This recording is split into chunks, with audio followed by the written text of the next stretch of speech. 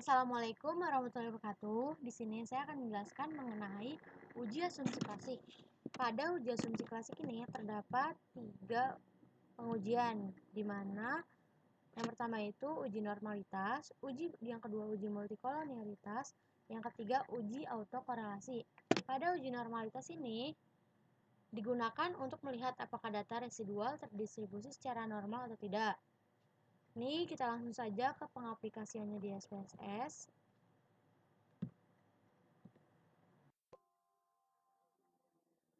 Di sini saya menggunakan 10 sampel atau ada 10 sampel data di mana terdapat 10 bank, yaitu dari Bank BCA, Mandiri, BRI, UOB, dan lain-lain. Keuntungan itu adalah variabel Y atau variabel terikat, X1 dan X1 itu untuk aset, X2 itu untuk harga saham yang bersifat variabel bebas. Nah, untuk uji normalitas yang pertama itu kita menggunakan analisis regresi. Ini caranya kita klik yang analyze regression, pilih yang linear.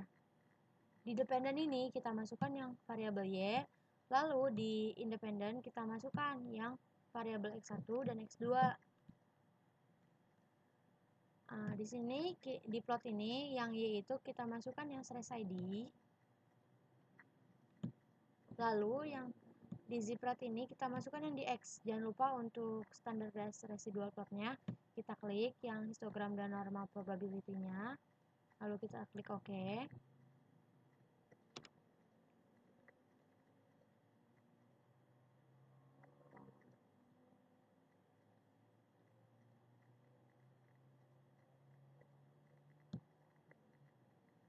Nah, untuk tampilan outputnya seperti ini. Kita lihat yang di bagian chartnya saja. Secara kasat mata, kalau di data histogram ini bisa dilihat bahwa data terdistribusi secara normal karena diagram batangnya ini semuanya itu masuk ke dalam garis yang ditentukan atau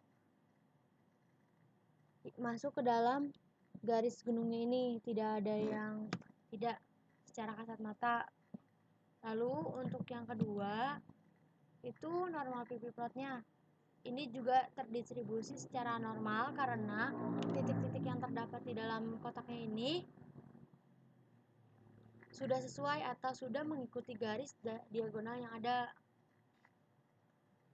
Untuk pengujian regresi ini hanya secara kasat mata, tidak akurat. Untuk lebih akuratnya itu kita menggunakan uji normalitas one sample KS. Caranya kita klik analyze, kita pilih yang non parametric test, lalu pilih yang legacy dialog, pilih yang one sample KS. Ini kita masukkan aja semua variabel. Ini kita masukkan.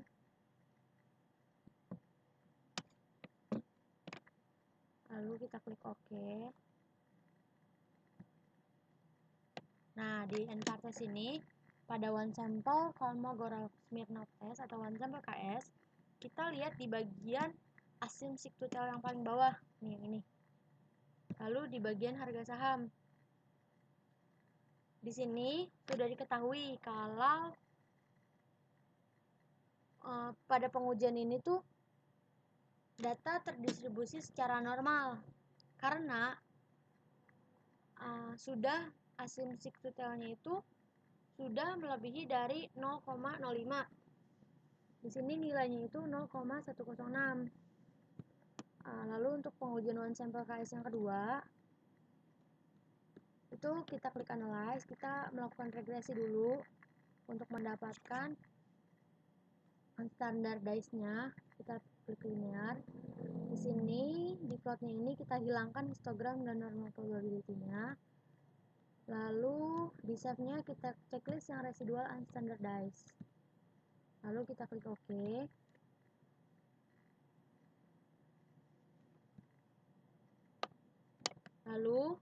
Di sini untuk one sample KS-nya langsung seperti tadi, analyze,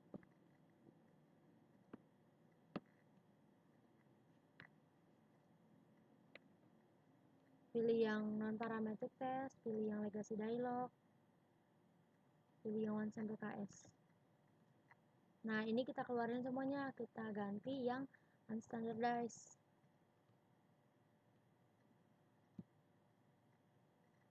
Kita klik OK. Nah, di sini sudah diketahui kalau nilainya itu dari asymmetric totalnya itu di sini malah naik jadi 0,200 yang tadinya 0,106. Artinya data ini tuh sudah terdistribusi secara normal karena melebihi 0,05. Berarti data yang kita gunakan itu sudah akurat dong dengan penguji, lebih akurat dengan menggunakan pengujian one sample KS. Nah, untuk uji normalitas kita menggunakan regresi dan uji one sample KS. Lalu kita melakukan uji yang kedua, yaitu multikolonialitas. Di sini diketahui jika hubungan itu mendekati 1, artinya hubungan mendekati sempurna. Syarat lolos uji multikolonialitasnya itu nilai korelasinya harus kurang dari 0,80 atau dilihat dari nilai toleransinya. Jika nilai toleransinya itu lebih dari 0,10 atau nilai VIF-nya kurang dari 10, maka tidak ada multikolonialitas. Sedangkan menurut kriteria pengujiannya itu, jika nilai toleransi kurang dari 0,10 atau 10% dan nilai VIF-nya kurang dari 10, maka data tidak mengalami multicollinearity. Ini hanya disingkat saja untuk kriteria pengujiannya. Langsung aja. Caranya kita klik analyze, kita pilih yang regresi, pilih yang linear. Di sini untuk dependennya masih sama. Kita tambahkan covariance dan collinearity. Di plotnya itu, di histogramnya itu kita unchecklist, pastikan. Lalu di save-nya ini kita unchecklist yang residual unstandardized, lalu klik continue, lalu klik OK.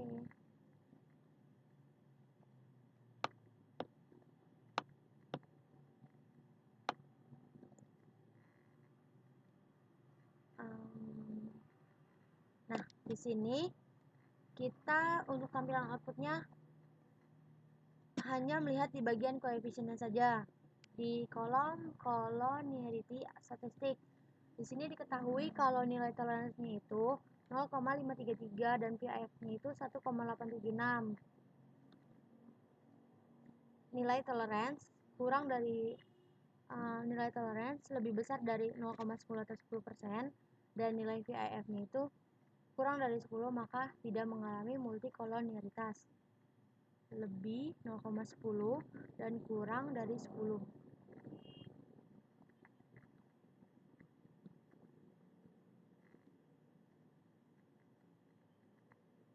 Di sini nilai toleransinya itu tidak lebih dari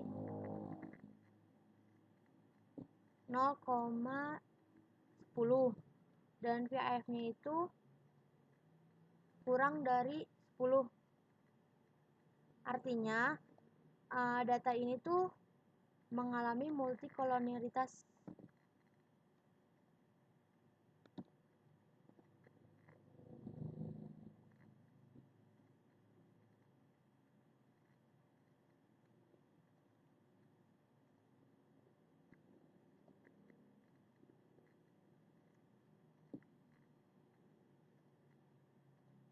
Lebih dari 0,10.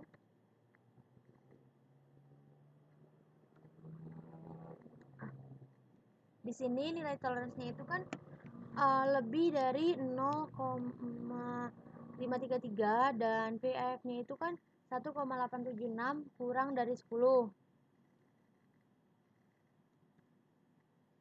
Nih di sini kan kurang dari 10 dan ini kan lebih dari 0,10, dikatakan tidak mengalami multikolonialitas. Berarti di sini kita langsung simpulkan saja bahwa nilai dari data ini tuh dengan menggunakan multikolonialitas, uji multikolonialitas di sini tidak mengalami multikolonialitas karena nilai toleransinya itu melebihi 0,10 atau 10% dan PIF-nya itu kurang dari 10. Di sini kan hanya 1,876. Lalu kita lakukan pengujian yang ketiga.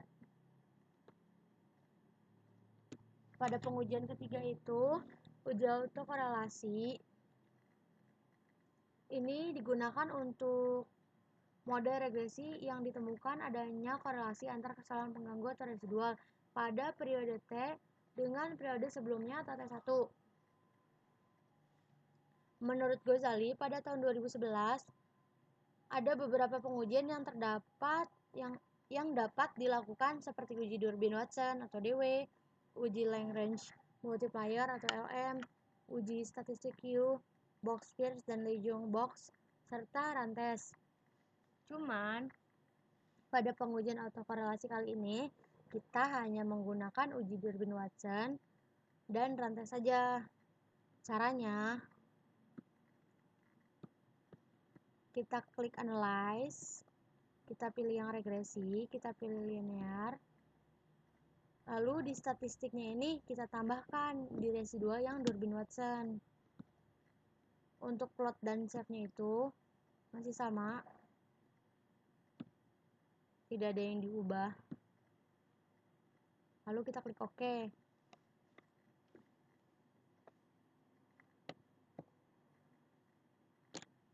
Ini kita tunggu untuk tampilan outputnya. Nah, pada tampilan outputnya ini kita hanya melihat di model summary-nya saja. Di sini sudah diketahui untuk Durbin-Watson-nya atau DW-nya itu 1,870. Di sini untuk cari selanjutnya itu diketahui K itu banyaknya variabel bebas atau penjelas, tidak termasuk variabel terikat. N-nya itu banyaknya sampel atau observasi. Kita menggunakan 10 sampel dari 10 bank. DU-nya itu Durbin upper, DL-nya itu Durbin lower, dan DW-nya itu Durbin Watson. Nah, kita kan belum tahu nih DU sama DL-nya itu berapa. Cara cari tahunya itu kita pakai yang sudah diketahui, K sama N-nya. K-nya itu kan 2, N-nya itu kan 10. Ini kita lihat di tabel Durbin Watson-nya. Nih, N-nya itu 10 dan K-nya itu K2. Berarti DL yang kita dapetin itu 0,6972 dan DU-nya itu 1,6413.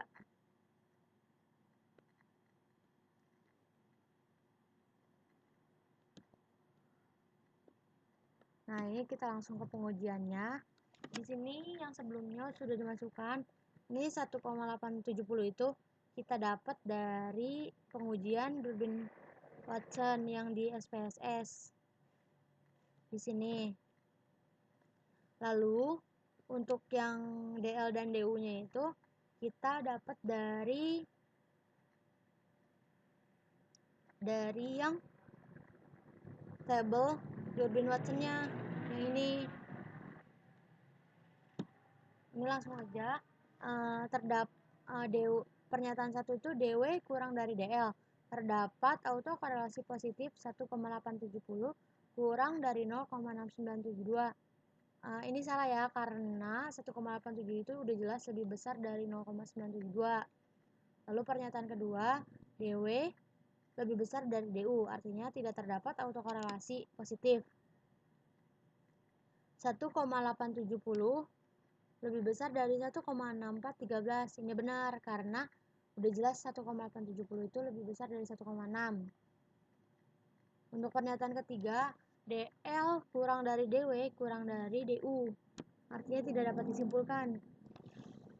0,6972 kurang dari 1,870 itu benar, tapi 1,870 itu tidak kurang dari 1,6413. Jadi ini salah. Pada autokorelasi positif kita hanya memakai di pernyataan kedua saja. Lalu untuk korelasi negatifnya, pada pernyataan 1, 4 dikurang DW kurang dari DL. Artinya terdapat autokorelasi negatif. DW-nya itu kan tadi 4 nih, di sini 4 dikurang 1,870 itu kan DW. Ini kita langsung aja kita turunin 2,13 hasilnya kan. 2,13 itu kurang dari 0,6972. Itu salah dong, karena 2,13 itu nggak kurang dari 0,6972, justru lebih besar. Pernyataan kedua itu 4 dikurang DW lebih besar dari DU. Artinya tidak terdapat autokorelasi negatif. 2,13 lebih besar dari 1,6413. Itu benar, karena udah jelas 2 sama 1 itu gedean 2. Lalu untuk pernyataan ketiga itu DL lebih besar, DL kurang dari 4 dikurang DW kurang dari DU. Artinya tidak dapat disimpulkan 0,6972 kurang dari 213 itu benar. Tapi 2,13 itu nggak kurang dari 1,6413, jadi salah. Jadi yang autokorelasi negatif kita juga memakai yang di pernyataan kedua. Lalu yang kedua itu untuk uji rantes. Caranya itu kita klik analyze, kita pilih yang non parametric test, kita pilih legacy dialog, pilih yang runs. Di sini kita masukkan yang standardize saja, lalu kita klik OK. Nah, di sini di rantesnya itu sudah diketahui kalau nilai asymptotic totalnya itu 1,00.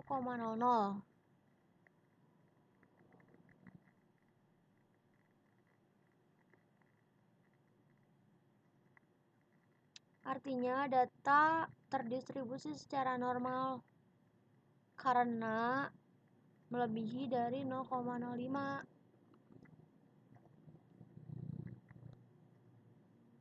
Ini langsung kita lihat lagi yang bagian bawahnya. Oke, udah selesai. Mungkin penjelasan kali ini sampai segini aja. Mohon maaf jika terdapat salah kata atau pengucapan. Terima kasih.